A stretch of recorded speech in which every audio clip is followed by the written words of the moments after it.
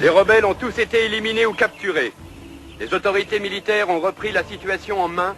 Elles veillent sur votre sécurité. Des milliers de vos compatriotes sont morts pour une cause sans espoir.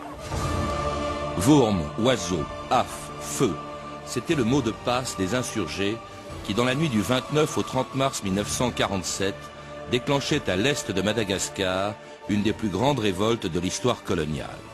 À l'appel d'une société secrète, quelques centaines d'hommes armés de saguets et de coupe-coupe attaquaient plusieurs garnisons et des maisons de colons français.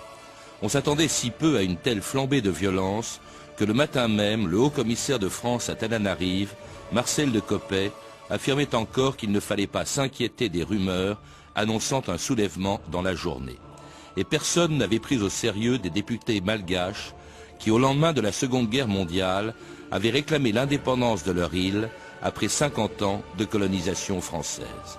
Pierre Sabag, le 14 février 1946. Ce matin à 9h30, un avion, un Ju-52, quittait le Bourget en menant M. Marius Moutet, ministre de la France d'Outre-mer, accompagné par messieurs Raceta, Ravouangui, député de Madagascar, et également M. Rabeman Jara. L'avion toucha l'aérodrome de Kerkerville à 11h, près de Cherbourg, et le ministre se rendit aussitôt à bord de l'île de France, qui, pour son premier voyage, a voulu ramener vers la terre natale 6000 malgaches, 6000 soldats malgaches. Monsieur le ministre a tenu la promesse qu'il nous avait faite, et voici le dernier contingent de soldats malgaches qui s'embarque pour retrouver la chère île natale.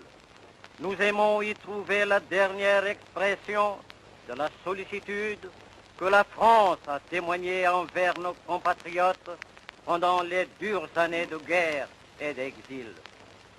C'est dans cet esprit seulement que vous nous aiderez à résoudre dans le calme et la dignité des grands problèmes qui se posent pour l'avenir de notre pays, épris de liberté et d'indépendance dans le cadre de l'Union française.